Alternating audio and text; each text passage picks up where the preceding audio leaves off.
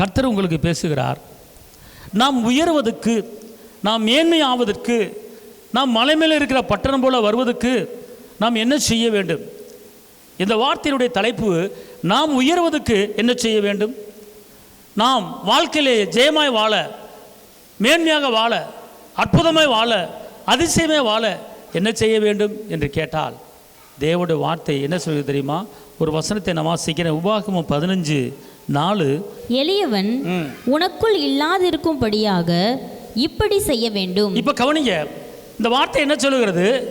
எளியவன் உனக்குள்ள இல்லாதிருக்கும்படி, துக்கப்படுகிறவன் உனக்குள்ள இல்லாதிருக்கும்படி, பலவீனம் உள்ளவன் உனக்குள்ள இல்லாதிருக்கும்படி, நெருக்கப்படுகிறவன் உனக்குள்ள இல்லாதிருக்கும்படி, கடன்ல மாட்டி தவிக்கிறவன் உனக்குள்ள இல்லாதிருக்கும்படி, கஷ்டப்படுகிறவன் உனக்குள்ள இல்லாதிருக்கும்படி, சமான குலச்சோடு வாழ்கிறவன் உனக்குள்ள இல்லாதிருக்கும்படி, வறுமையோடு வாழ்கிறவன் உனக்குள்ள இல்லாதிருக்கும்படி இப்படி செய்ய வேண்டும். இந்த வார்த்தை என்ன சொல்லுகிறது? எளியவன் உனக்குள்ளே இல்லாதிருக்கும்படி. அதாவது உன் வாழ்க்கையில துக்கப்படுகிறவன் உனக்குள்ள இருக்கக்கூடாது. அதுக்கு என்ன செய்யணும் அப்படின்னு போட்டிருக்கு. அடுத்து, இன்று நான் உனக்கு கற்பிக்கிற எல்லா கற்பனைகளின்படியும் நீ செய்யும்படி உன் தேவனாய கர்த்தரின் சத்தத்தை கவனமாய் கேட்பாயானால். அப்படின்னா எளியவன் உனக்குள்ள இல்லாதிருக்கும்படி அவர் சத்தத்தை நீ கவனமா கேட்டா போதும். அவர் வார்த்தையை கவனமா கேட்ட போதும். அவர் என்ன சொல்றாரோ அதை கேட்ட போதும். கேட்டாலே, வேதம் அப்போஸ்தலர் வசனம் இருக்கிறது, இயேசுடைய போதனையை போதித்து கொண்டு இருக்கும் போதே அங்கு சுகம் உண்டாகி கொண்டு இருக்கிறது. இயேசுவின் போதனையை கேட்டுக்கொண்டு இருக்கும் போதே விடுதலை உண்டாகி கொண்டு இருக்கிறது. அதாவது யாருமே போய் ஜெபிக்காம, யாருமே கை வைக்காம, அந்த போதனையை கவனமாக கேட்கும் போதே அற்புதம் நடந்து கொண்டு இருக்கிறது. அந்த போதனையை கேட்கும் போதே சரீரத்தில் மாற்றங்கள் உண்டாகி கொண்டு இருக்கிறது. அப்போஸ்தலர் சொல்லப்பட்டிருக்கிறது. அவர்கள் பேசிக்கொண்டு இருக்கும் போதே, போதிக்கப்பட்டு கொண்டு இருக்கும் போதே அங்கு விடுதலை உண்டாகி கொண்டு இருக்கிறது. அப்போ என்ன அர்த்தம்னு கேட்டிங்கன்னா, அவர் சத்தத்தை நீங்கள் கவனமாக கேட்டாலே போதும். நீ கேட்க வேணாம், அவர் சத்தத்தை, அவர் வார்த்தையை. அப்போஸ்தலர் இந்த அதிகாரம் இருக்குது பார்த்துக்கொள்ளுங்க. அவர் பவுலடிகளார் போதித்து கொண்டு இருக்கும்போது அங்கே அற்புதம் நடந்துக்கிட்டு இருக்கு. புரியுதுங்களா?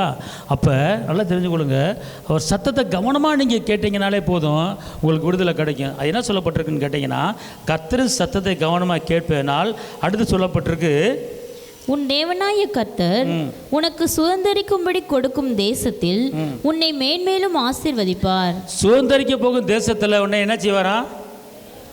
அல்லேலூயா, அல்லேலூயா. எல்லாம் சொல்லுங்க, நான் வாழ்கிற இந்த விருதுநகரில் எல்லாரும் பார்க்கும்படி என்னை ஆசீர்வதிப்பார். நான் வாழ்கிற இந்த விருதுநகரில், இந்த குட்டி விருதுநகரில் என்னை ஆசீர்வதிப்பார். அல்லேலூயா. விருதுநகரில் உங்களை வச்சு, உங்களை கல்யாணம் முடிக்க வச்சு, உங்களை பிள்ளையை பெக்க வச்சு, பிள்ளையும் கட்டி கொடுக்க வச்சு, பேரனை கையிலேருந்து வச்சிருக்கிறாரு. அல்லேலூயா. என்ன சொல்கிறாரு? ஆச்சரியமாக இருக்குது. அல்லேலூயா, அல்லேலூயா சொல்லுங்க. அதனால் நான் ஊழியத்துக்கு ட்ரைனிங் போயிட்டு வந்துட்டு நேராக பெங்களூரில் போய் செட்டில் ஆகலான்னு சொல்லி தான் ரெடியாக இருந்தேன். ஆனால் கர்த்தர் சொன்னார், இங்கே இரு அப்படின்னா. அவர் சொல்லி இருந்தனால தான் இப்போ இந்த ஆலயத்தை கர்த்தர் கொடுத்துருக்கு. அல்லேலூயா. அவர் அழைச்சிருக்கிறாரு, உண்மையை தெரியுதா? அழைக்கலைன்னா இந்த ஆலயம் வந்திருக்காது. அவர் கூப்பிடலைன்னா இந்த ஆலயம் வந்திருக்காது. ஆமென் சொல்லுங்க. அப்போ அழைச்சிருக்கிறாரு, உண்மை. அப்போ இருக்கிற இடத்துல கர்த்தர் உங்களை என்ன செய்யணும்? நல்லா தெரிஞ்சு கொள்ளுங்க. என்னையெல்லாம் முன்னாடி விட்டு பின்னாடி பேசின ஆள் இருக்குது. வரும்போது சைக்கிளில் போனான் அந்த ஆள், இன்றைக்கி காரில் போகிறான், பேசுகிறான். வச்சிருக்கிறாரா? பிரச்சனை ஒரு பக்கம் இருக்கட்டும், அது ஒரு பக்கம் இருக்கட்டும். பேசுகிறாங்களா? அல்லேலூயா. சின்ன வீட்டில் சபையை ஆரம்பித்தா பெரிய சபையை கட்டிட்டான். நல்லா இருக்கிற ஆண்டவர் ஆசீர்வதிக்கிறார். பேசுகிறாங்களா? அதுதான் கர்த்தர் உயர்த்துறது. அல்லேலூயா. என்னைக்காவது இந்த விருதுநகரில் என்னை மேன்மேலும் ஆசீர்வதிப்பார் சொல்லியிருக்கீங்களா? சொல்லியிருக்கீங்களா? இப்போ சொல்லுங்க. இங்கே உட்காந்துருக்கோம் யாராச்சும், இந்த விருதுநகரில் என்னையும் என் பிள்ளைகளையும் மேன்மேலும் மேன்மேலும் ஆசீர்வதிப்பார் சொன்னவங்க அல்லேலூயா சொல்லுங்கள். சொல்லியிருக்கீங்களா இதுக்கு முன்னால்? இப்போ சொல்லுங்கள். கர்த்தர் உங்களை சொல்லுங்கள், இந்த விருதுநகரில் இந்த வசனத்தின்படி என்னையும் என் பிள்ளைகளையும் மேன்மேலும் ஆசீர்வதிப்பார். அல்லேலூயா, அல்லேலூயா. அல்லேலூயா, அல்லேலூயா. அப்ப கர்த்தர் சொல்றாரு, எளியவன் உனக்குள்ள இருக்கக்கூடாது. கஷ்டப்பட்டு தான் ஆகணும் உன் தலையெழுத்து, அப்படி அல்ல. அவர் சொல்றாரு, எளியவன் உனக்குள்ள இருக்கக்கூடாது. அப்படின்னா அது எளியவன் உனக்குள்ள இல்லாதிருக்கும்படிக்கு நீ என்னுடைய வார்த்தையை நீ கவனமா என்ன செய்யணும்? கேட்கணும். வார்த்தையை கவனமா கேட்கணும். சில பேர் சொல்லுவாங்க, 2 வருஷத்துக்கு முன்னால் என் மாமியா பேசுனது எனக்கு அப்படியே இருக்கு, உருப்படாமல் போகிறதுக்கு. 2 வருஷத்துக்கு முன்னால் மாமியா மண்டையை போட்டுச்சு. மண்டையை போட்ட மாமியார் சொன்ன வார்த்தை இன்னும் மருமக உள்ளே வச்சுக்கிட்டு இருக்கு. மாமியார் சொன்னது அப்படியே நினச்சிக்கிட்டே இருக்கா. என் நாத்தனா சொன்னாவாரு, என்னை இப்படி சொன்னால் அப்படியே மனசுக்குள்ளே இருந்துக்கிட்டே இருக்கு. நான் கவரிமான் பரம்பரை மறக்க மாட்டேன். செத்து போகிறதுக்காக கேட்குறேன். மன்னிக்கிற தன்மை வேணும். இப்படிலாம் பேசக்கூடாது. அல்லேலூயா. பழையவைகள் ஒளிந்து போயின, அப்போ புதுசு என்ன பழசு நினைக்காது. 2 வருஷ கதை, 3 வருஷ கதை, பழைய கதை, இதெல்லாம் உள்ளே வச்சுக்கிட்டு இருக்கக்கூடாது. அல்லேலூயா. அப்போ இதெல்லாம் கவனமாக கேட்டு இங்கே உள்ளே வைக்கிறாங்க. இங்கே கர்த்தர் சொல்கிறாரு, என் சத்தத்தை மட்டும் நீ கவனமாக கேளு, மற்ற ஊரில் இருக்க சத்தத்தெல்லாம் கவனம் கேட்டு இங்கே வைக்காத.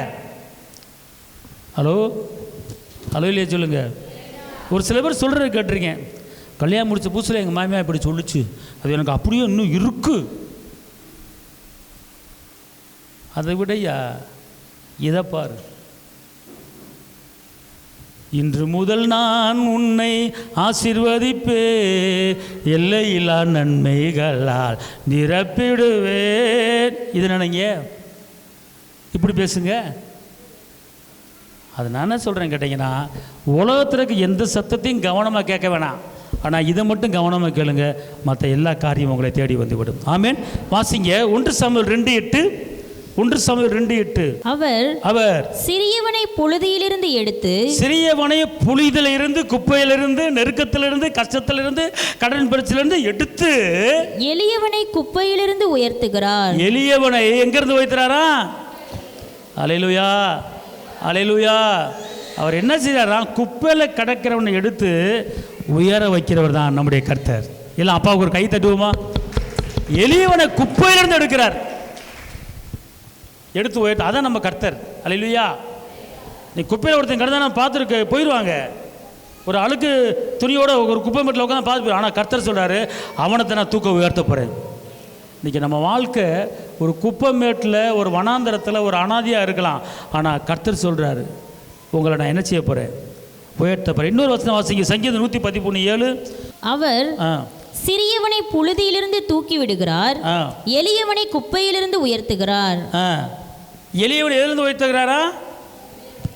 குப்பையிலிருந்து நினைச்சார் உயர்த்துறார். ஆமென் சொல்லுங்க. அப்போ நம்முடைய தேவன் எப்படிப்பட்டவர்? இங்க ஒரு குப்பையில் கிடக்கிற மனுஷனை உயர்த்தின கர்த்தர் இன்னைக்கு நம்ம வாழ்க்கையை உயர்த்துவாரா, உயர்த்த மாட்டாரா? சொல்லுங்க. என் வாழ்க்கையை உயர்த்துவார். சொல்லுங்க. என் பிள்ளைகளை உயர்த்துவார், என் வேலைகளை உயர்த்துவார். நான் செய்கிற எந்த வேலையாக இருந்தாலும் அவர் உயர்த்துவார். அவர் உயர்த்துகிற தேவன். நான் பிள்ளைகளின் சமானத்தை பார்ப்பேன். சங்கீதம் 107:41. எளியவனையோ சிறுமை நின்று எடுத்து உயர்ந்த அடைக்கலத்திலே வைத்து அவன் வம்சங்களை மந்தையை போல் ஆக்குகிறார். அல்லே, ஒரு அப்பாவுக்கு ஒரு கை தட்டுவோமா? நல்ல ஒரு வார்த்தை பார்த்துக்கொள்ளுங்க. எல்லாம் சொல்லுங்க, இந்த வார்த்தை எனக்குரியது, இந்த வார்த்தையின்படி எனக்கு நடப்பதாக. திருப்பி அந்த வசனத்தை சொல்லுங்க.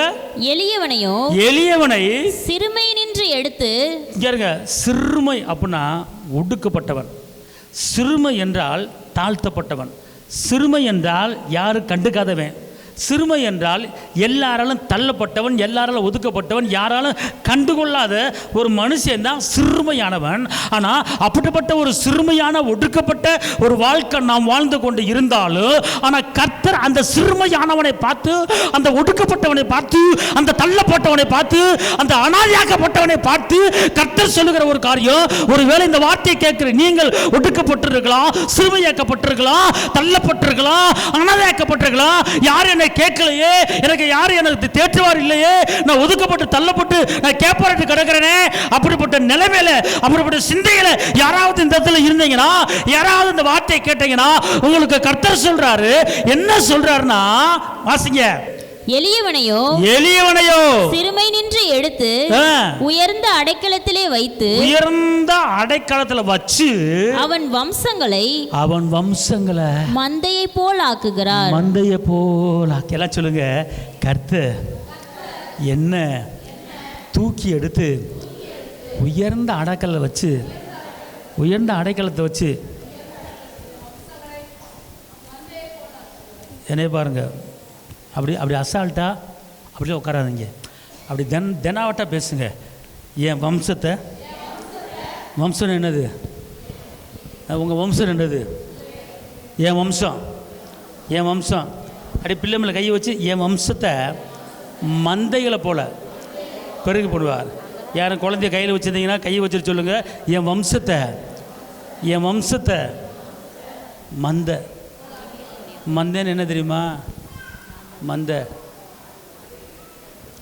ஒரு 100 ஆடு மேய்ஞ்சிக்கிட்டு இருக்கு. இந்த ஆடை உடனே எண்ணுங்க அப்படி எண்ணுறீங்களா? 1 2 3 அப்படின்னு இங்கிட்டு ஒரு 10 ஓடும், அங்கிட்டு 1 2 3 இங்கிட்டு ஒரு 10 ஓடும். எண்ண முடியாது.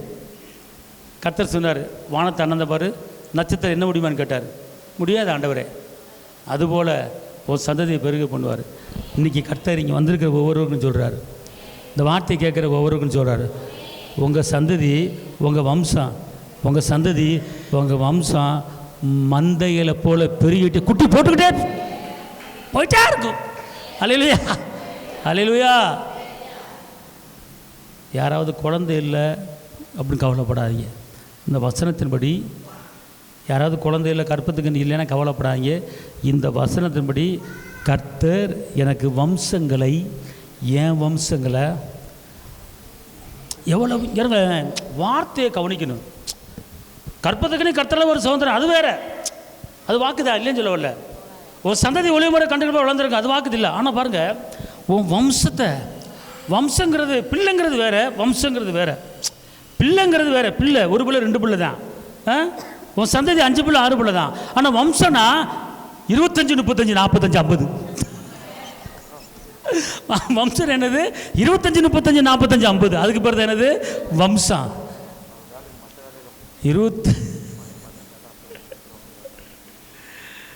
அந்த காலத்தில் இருக்கிற அம்மாமார்களுக்கெல்லாம் ஒரு வாழ்த்துல சொல்லணும், 10 பெத்து, 1 பெத்து 1 வளர்த்து, இன்னொன்று பெத்து வளர்த்து 10 பேரை எப்படி ஒன்று நஞ்சானு இப்படியே வீட்டுக்குள்ள பார்த்து ஓடும். இந்த எறும்பு ஓடும் தெரியுமா? எறும்பு இந்த கட்டெரும்பு ஓடும் தெரியுமா? இங்கிட்டு ஓடும் அங்கிட்டு ஓடும். அந்த மாதிரி வீட்டுக்குள்ள எங்கேயுமே அப்படின்னு அந்த காலத்தில் ஒன்று நான் பார்த்துருக்கேன். 8 பிள்ளை பெற்ற வீட்டிலாம் பார்த்துருக்கேன் நான். அப்படியே ஒரு அம்மான்னு ஒன்று வரும், போய் அங்கிட்டு உட்காருப்பா அப்படி சொல்லி இந்த அம்மா கொஞ்சம் இந்த அந்த பாலை குடி இங்கிட்ட அம்மான்னு வரும். அப்படி மூக்கு அம்மான்னு ஒன்று வரும், அங்கேயே உட்காரு போ, சட்டை போட்டு விட அவனுக்கு அப்படின்னு அந்த மூத்த பிள்ளைய சட்டை போட்டு போட்டு அந்த பாத்திரத்தை கழுவு அப்படின்னு இப்படி 9 பிள்ளையை சொல்லி வளர்த்து அந்த அம்மா நடந்து வருது பாருங்க, வீரமா. ஆனால் இப்போ இருக்கிற ஆளை 2 பெத்துட்டு படுற பாடு இருக்கு. 1 பெத்து 2 பெத்துக்கிட்டு எம்மா அந்த குழந்தைய தூக்குங்கம்மா. பெத்த பிள்ளை சொல்லுது அம்மாவை பார்த்து, அடியே நான் எத்தனை நாளைக்கு நீ பாப்பியே, நான் எவ்வளோ நாளைக்கு இருப்பேன். உடனே அம்மா பேசுது, அம்மா பேசுது மகளை பார்த்து, என்னடி என்னையே போட்டு உயிரை வாங்கிட்டு இருக்க, எப்போ உனக்கு 2 வயசு ஆகனே தெரிய மாட்டேங்குது, நானே பார்க்க வேண்டியதாக இருக்குது. ஏம்மா என் புருஷனுக்கு சோறு ஆக்கிட்டு வந்துடுறேம்மா, இந்த பிள்ளைய கொஞ்சம் பாருங்கள், பிள்ளை ஆகி போயிடுச்சு, ஆகி போன பிறகு உனது கொடுக்கும். நல்லா கொஞ்சம் விளையாடும்போது இந்தம்மா பிடிவான்னு கொடுக்காது, எம்மா ஆகி போயிடுச்சுமா, இதை கொஞ்சம் பார்த்துருமா வந்துடுறேன், சரி கொண்டா பாவம் அந்த அம்மா. அல்லேலூயா. ஆனால் எத்தனையோ குழந்தைய பெற்றுப்பிட்டு அம்மா பார்த்துக்கிட்டு இருக்கு. ஆனால் பெற்றுப்பிட்டு எனக்கு ஆண்டு அம்மாட்டு உட்காந்து நீட்டாக டிவி பார்த்துக்கிட்டு இருக்கேன், அம்மா ஆய் கழுவிட்டு இருக்கும். அம்மா இல்லையா நடக்குது உலகத்தில். ஆனால் அந்த காலத்தில் அப்படிலாம் கிடையாது.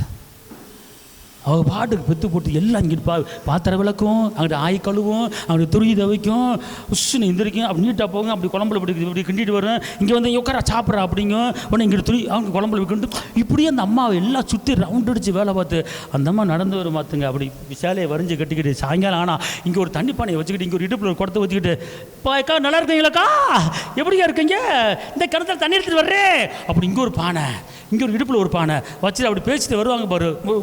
ஒரு துண்டை சுற்றிக்கிட்டு, துண்டு மேலே இப்படி வச்சுக்கிட்டு, அது ஒரு பானையை வச்சுக்கிட்டு, அப்படி இடுப்பில் கழிச்சுட்டு, எக்கா நல்லா இருக்கீங்களாக்கா, நான் பார்த்தது சொல்கிறேன் நான். அப்படி இருந்தாங்க தாய்மாருங்க. இப்போ எந்த பிள்ளைய தலையில் சட்டியை வச்சுட்டு வருது? இடுப்பில் குடத்தை கூட வைக்க மாட்டேங்குது. இடுப்பில் குடத்தை இங்கேருந்து அங்கே போகிறதுக்குமா ஆட்டோ பொடி, ஆட்டோ ஆட்டோ நடந்து வா பாரியா. வீட்டில் இருக்கிற மோட்டர் சுவிட்சை போட மாட்டேங்குதுங்க. வீட்டுக்குள்ளே இருக்கிற மோட்டர் சுவிட்ச் எவ்வளோ தூரம்? இங்கேருந்து நடந்து போய் மோட்டர் சுவிட்ச் போட முடியல. எம்மா எங்கே போய் சொல்ல? நீ வருங்கால பிள்ளை எப்படி இருக்க போதா தெரியல. அந்த கால வாழ்க்கை பார்த்தீங்கன்னா ஒரு அருமையான வாழ்க்கைங்க. இப்போ செல்லு வந்துருச்சு, லைட்டு வந்துருச்சு, என்னமோ வந்துருச்சு. ஆனால் அந்த காலம் பார்த்துக்கொள்ளுங்க, அருமையான ஒரு காலம், ஒரு சுகமான ஒரு காலம். கிணத்துல தண்ணி எடுக்கும்போது அப்படி தூக்கி வச்சுட்டு வர்ற அந்த நடை இருக்கே, அது ஒரு சுகம், உடம்புல பலன்னு பார்த்துக்கணும். அந்த காலத்தில் அம்மி அரைக்கும் போது சருக்கு சக்குன்னு சருக்கு சக்கு சருக்கு அம்மி வச்சு அப்படி சக் சக்குன்னு சக்கு சக்கு சக்கு சக்கு அப்படி அம்மி அரைச்சி அந்த மசாலா அப்படி எடுத்து அப்படி வச்சு அப்படி போட்டு குழம்பு வச்சா அப்படியே வீடு ஃபுல்லாக தெரு வாசப்படி வரைக்கும் மணக்கும். இப்போ வீட்டுக்குள்ளேயே மணக்க மாட்டேங்குது. இப்போ அம்மா வைக்கிற குழம்பு வீட்டுக்குள்ளே மணக்க மாட்டேங்குது. ஆனால் அந்த காலத்தில் மீன் குழம்பு வைப்பாங்க பாருங்கள், 4 பட்டை மிளகாய் வைப்பாங்க, 4 மிளகாய் வைப்பாங்க, கசகசை வைப்பாங்க. அப்படி வச்சுட்டு அப்படி சக்கு சக்கு சக்க டக்க டக்க டக்கா டக்க டக்கடா சக்கு சக்கு ஒரு இழு இருப்பாங்க பாருங்க, அப்படின்னு நசுங்கி பாருங்க. அப்படி 2 இழு இழுத்துட்டு அப்படியே அந்த அம்மிக்கலை அப்படி தூக்கிட்டு அப்படி சர்ன்னு வலிச்சு அப்படி அள்ளி கிண்ணத்தில் வச்சுட்டு அப்படியே குழம்புல போடுவோம் பாருங்க. கொதிக்கும் பாருங்க, வீடே மணக்கு, தெரு வரைக்கும் போகும் மீன் குழம்பு. ஆனால் இப்போவும் அம்மாமார் வைக்கிறாங்க, வீட்டுக்குள்ளே மணக்க மாட்டேங்குது. கேட்டால் எல்லாமே பாக்கெட்டு, ரசப்பொடி, மீன் பொடி, சிக்கன் பொடி, அவன் என்னத்தையும் கலந்து வைப்பான். ஆனால் நீங்கள் கையில் தயாரிக்கிறீங்க தெரியுமா, அதில் வர்ற மனமும் சுமை வேறு எதுலேயும் வராது. இப்போ நீங்கள் ஒன்றும் இல்லை, ஒரு துவையல் ஆக்கி டக்குன்னு மிக்சியில் போட்டு போடுறீங்க, அதையும் ஒரு கிண்ணத்தில் வைங்க. ஆனால் அம்மிக்கல்ல கொஞ்சம் பொறிகளை போட்டு 2 பச்சை மிளகாய் போட்டு ஒரு அரைச்சி அதையும் கிண்ணத்தில் வைங்க. இதை எடுத்து கொஞ்சம் நாக்கில் வைங்க, அதை எடுத்து நாக்கில் வைங்க. இதுதான் இழுக்கும், அது இழுக்காது. இது வேற, இது கை பக்குவம், அது வேற ஒருத்தையும் பக்குவம். அவன் 1500 பாக்கெட் போடுவான். இல்லை அப்படி லேசாகி போச்சு. ஏன்னா பிள்ளைகளுக்கு என்னமே லேசாகி போச்சு. இப்போ கூட இஞ்சியை கூட வாங்குறது கிடையாது. இஞ்சி பேஸ்ட்டான், டூத்து பேஸ்ட்டு கேள்விப்பட்டிருக்கேன். டூத்து பேஸ்ட்டு, அந்த பேஸ்ட்டு, இந்த பேஸ்ட்டு கேள்விப்பட்டிருக்கா. இப்போ இஞ்சியில் பேஸ்ட்டு வந்துருச்சு, இஞ்சி பேஸ்ட்டு. ஒரு இஞ்சி பேஸ்ட் வாங்கிட்டு வா, சோழி முடிச்சு. இஞ்சி கண்ணார கூட பார்க்க முடிய மாட்டேங்குது. இஞ்சி வாங்கி பாக்கெட் கட் பண்ணுறாங்க, அப்படியே இஞ்சி உள்ள விடுறாங்க. அந்த இஞ்சிக்குள்ளே என்ன இருக்குன்னு தெரியாது. அப்படியே குழம்பு முன்னாடி சட்டி முன்னாடி அப்படியே இஞ்சி போட்டுறாங்க. உள்ளே என்ன வச்சா என்ன கலந்துருக்கான்னு ஒன்றுமே தெரியாது.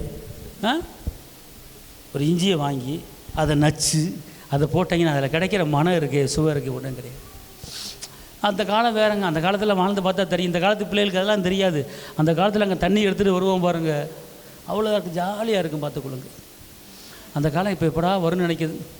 வராது, அவ்வளோதான். சரி விடுங்க, அந்த கதையை விடுங்க. இப்போ நான் என்ன சொல்ல வரேன் அப்படின்னு கேட்டிங்கன்னா, என்ன சொல்லுது, இதுக்கு சொல்ல வந்தேன், இதெல்லாம் மந்தையே போலாக்குவேன். உங்கள் சந்ததி எப்படி இருக்குமா? அல்லேலூயா. ஏன் சொல்ல வரேன் அப்படின்னு கேட்டிங்கன்னா, 8, 7, 10, 12 பெற்றுட்டு அந்த அம்மா அப்படி நடந்து வரும் பாருங்க. ஆனால் இப்போ 2 பெற்றுட்டு நடக்க முடியல. அம்மா அம்மா அம்மா அம்மா 2 பெற்றுட்டு, ஆனால் 8 பெற்றுட்டு நடக்கிறாங்க. அல்லேலூயா. அந்த காலத்தில் தல்லாவளத்துலேருந்து புதூர் வரைக்கும் நடந்தே போயிருக்கோம். டெய்லி நடப்போம் தல்லாவளத்து புதூருக்கு. இப்போ வசனம் சொல்லுது, உன் வம்சத்தை மந்தையை போல, எல்லாம் சொல்லுங்கள், என் வம்சத்தை மந்தைகளை போல பெருக போடுவேன். இதுதான் வாக்குத்தத்தம். இதுதான் குடும்பம் தலைக்கிறது. இதுதான் குடும்பம் என்ன செய்கிறது, உயர்கிறது. ஆமென் சொல்லுங்க. அல்லேலூயா. இதாயா தலைக்கணும் குடும்பம், இதாய வாக்குத்தத்தம் பெற்ற ஜனங்கள். ஆமென். அல்லேலூயா சொல்லுங்க. அல்லேலூயா. சந்ததி வந்துக்கிட்டே இருக்கணும், அதுதான் வாக்குத்தத்தம். ஆமென். அதுதான் வாக்குத்தத்தம். இன்னொரு வசனத்தை நீங்கள் வாசிங்க. அதாவது கர்த்தர் உயர்ந்த அர்த்தம் வைப்புங்கிறாரு. அப்போ உங்கள் குடும்பம் உயர்வதற்கு, உங்கள் சந்ததி உயர்வதற்கு சங்கீதம் 147:6, கர்த்தர் சாந்த குணம் உள்ளவர்களை உயர்த்துகிறார். யாரை உயர்த்துறாரு? சாந்த குணம் உள்ளவர். யாரை உயர்த்துறாரு? உயர்த்துறதுக்கு ஒரு சில சட்ட திட்டங்கள் இருக்கிறது. என்னது? நான் உயரவே முடியல, இந்த வேலையில் ப்ரமோஷனே கிடைக்கல, இந்த வேலையில் உயர முடியாமல் இருக்கேன், இந்த வியாபாரத்தில் உயர முடியல, இந்த பிஸ்னஸில் உயர முடியல அப்படின்னா அது காரணம் இருக்குது. ஏன் உயர முடியல அப்படின்னு கேட்டால் கர்த்தர் சொல்கிறாரு, யாரெல்லாம் சாந்த குணமாக இருக்கிறார்களோ அவர்கள் உயர்வார்கள். அல்லேலூயா, அல்லேலூயா, அல்லேலூயா. சாந்த குணத்தை முகத்தில் தெரிஞ்சுக்கலாம், பேச்சில் தெரிஞ்சுக்கலாம், வார்த்தையில் தெரிஞ்சுக்கலாம், எல்லாத்தையும் தெரிஞ்சுக்கலாம் சாந்த குணம். அல்லேலூயா, அல்லேலூயா, அல்லேலூயா. சாந்த குணம்னு என்ன? அமைதி. அமைதியாக இருக்குன்னு பேசாமல் இருக்கிறது இல்லை. சாந்த, அதாவது ஒரு வசனம் இருக்குது, பிலிப்பியரில் ஒரு வசனம் இருக்குது, வாசிங்க. உங்கள் சாந்த குணம், வாசிங்க, பிலிப்பியரில் ஒரு வசனம் இருக்குது பாருங்கள். உங்கள் சாந்த குணம் எல்லா மனுஷருக்கும் தெரிந்திருப்பதாக. அல்லேலூயா. என்ன சொல்ல போய் சாந்த குணம்? அல்லேலூயா. இப்போ ஒரு ஆள் உங்களை பற்றி சொல்கிறாங்க, அவங்களா அந்த அக்கா அமைதியானவங்க, சாந்த குணம் அப்படின்னு சொல்கிறதுக்கு நீங்கள் அவங்களுக்கு சாந்தமாக என்ன செஞ்சுருக்கணும்? பேசியிருக்கணும். சாந்தமாக பேசியிருந்தா தான் அந்த உங்கள் சாந்த குணம் அவங்களுக்கு தெரியும். அல்லேலூயா. ஏன்னா அவர் சிந்தை உங்களுக்குள்ளே இருந்துச்சுன்னா ஆட்டோமேட்டிக்காக சாந்த குணம் உங்களுக்கு என்ன செஞ்சுட்டு வந்துடும். அவர் என்ன சொல்கிறாரு? நீ சாந்த குணமாக இருந்தால் உன்னை நான் உயர்த்துவேன் வாக்கு பண்ணுறார். அல்லேலூயா. அப்படின்னா உங்கள் நடக்கையில் சாந்தம் தெரியணும், உங்கள் பேச்சில் சாந்தம் தெரியணும், உங்கள் முகத்தில் சாந்தம் தெரியணும், எல்லாத்துலேயும் சாந்தம் தெரியணும். சாந்தம் என்பது ஒரு அமைதி. போய் தொலை, என்ன தொலை, அது சாந்த குணம் இல்லை. நல்லா இருக்கீங்களா? இருக்கேன், போ. நல்லா இருக்கீங்களா? நல்லா இருக்கேன். நீங்கள் நல்லா இருக்கீங்களா? நீங்கள் எப்படி இருக்கிறீங்க? நல்லா இருக்கேன். ஆண்டவர் வர்றா. ஒரு சாந்த குணம், பேச்சில் ஒரு சாந்த குணம், முகத்தில் ஒரு சாந்த குணம். அப்போ இந்த சாந்த குணம் அனைவர்களுக்கு என்ன செய்யுது? தெரிய கடவுது. நல்லா தெரிஞ்சுக்கணும். இந்த சாந்த குணம் மட்டும் உங்களுக்கு இருந்துச்சுன்னா, சாந்த குணம் மட்டும் உங்களுக்கு இருந்துச்சுன்னா மோசையின் ஆசீர்வாதம் உங்களுக்கு வந்துடும்.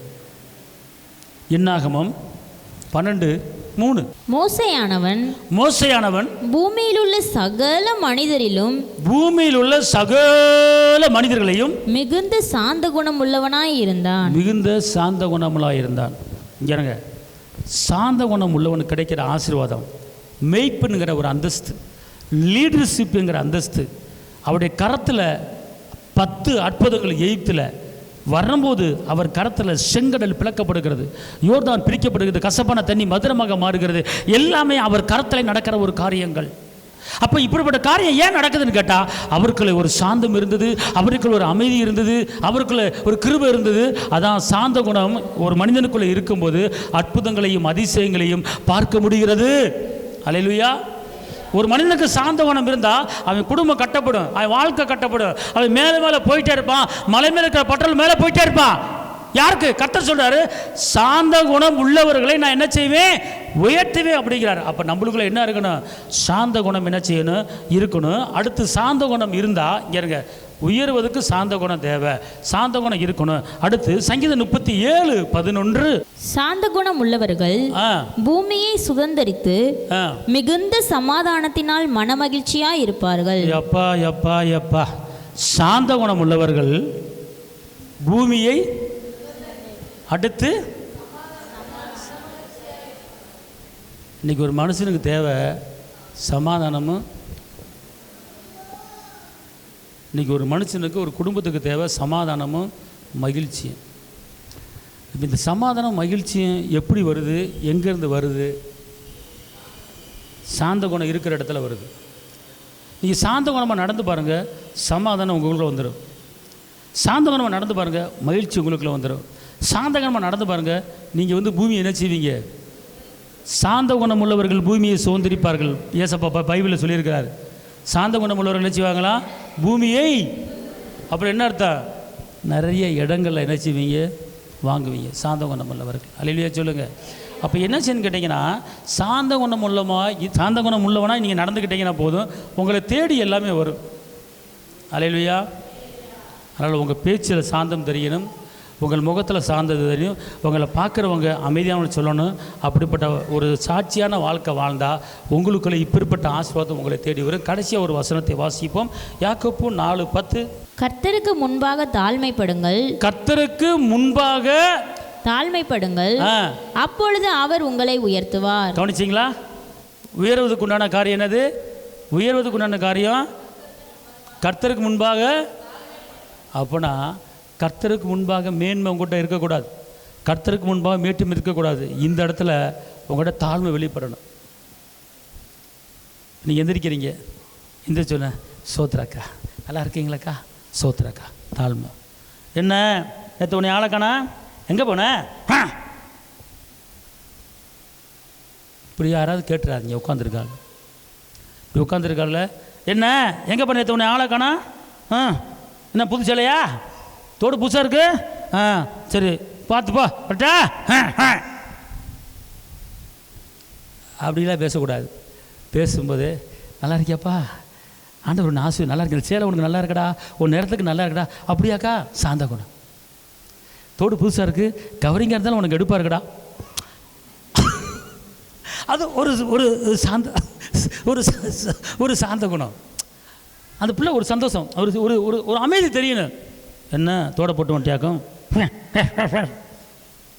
அப்படிலாம் சொல்லக்கூடாது. உங்கள் முகத்தில் எக்கா உட்காருங்கக்கா, எக்கா இந்தாங்க சாப்பிடுங்க, எக்கா தட்டு தரவாக்கா, ஒரு சாந்தம். அம்மா நீங்கள் உட்காருங்கம்மா, நான் வாங்கிட்டு வந்துடுறேன். அம்மா நீங்கள் உட்காருங்க, நான் வாங்கிட்டு வந்துடுறேன், உட்காருங்கம்மா. சாந்த குணம். நீ தின்ன என்ன திங்கேட்டு போன எனக்கு என்ன பார்த்த உயர்த்த மாட்டார், உயர்த்த மாட்டார். அப்படி தான் இருப்பீங்க. சாந்த குணம் உங்களுக்குள்ளே வெளிப்படணும். உங்கள் சாந்த குணம் அனைவர்களுக்கு தெரியணும் அப்படின்னு போட்டிருக்க வசனம் பிலிப்பியரில். அல்லேலூயா. அப்போ நீங்கள் பேசுவதில் நடக்கல உங்களுக்குள்ளே சாந்த குணம் இருக்கணும். நீதிமொழிகள் 3:34. இகழ்வோரை அவர் இகழுகிறார், இகழ்வோரை கேலி பண்ணுறவனை அவர் இகழ்கிறார், தாழ்மை உள்ளவர்களுக்கோ கிருபை அளிக்கிறார். அப்போ என்ன செய்யணும்? தாழ்ந்து போகிறவங்களுக்கு, சாந்த குணம் உள்ளவர்களுக்கு கிருபை அளிக்கிறார். இகழ்வோரை என்ன அர்த்தம்?